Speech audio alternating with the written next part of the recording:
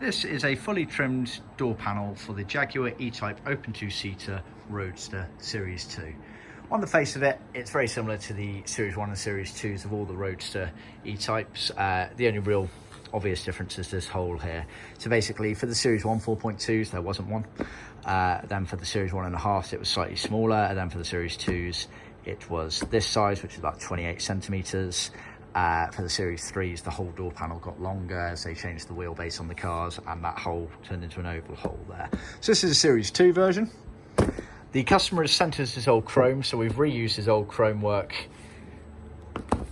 when reattaching it all down here and round, but we've remanufactured everything else. So it's a hardboard panel, Carnell CNC machine. You've got the fixing holes here for attaching it to the door.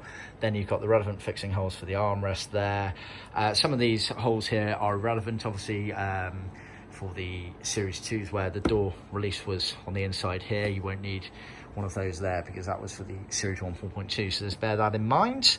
It's been trimmed in black Leathercloth, which is the original material used on the Jag E-Types.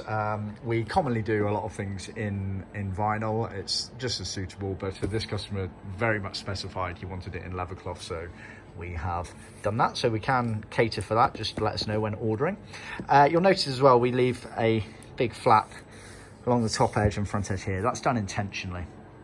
Basically, when you open the door panel itself actually does overhang slightly, and therefore we trim this all in that material there so that it all ties in with the rest of your interior trim, etc. So it's just those little touches that we add to our product through the experience that we've gained over the last 40 years. So as you can see, very nice and neatly finished door panel there. So as standard in our kits, you get the door panel fully trimmed up and you can reattach the chromes yourself at your end, but this guy happened to be a local guy, and so he dropped in the chromes and asked us whether we'd do it for him, so not a problem at all.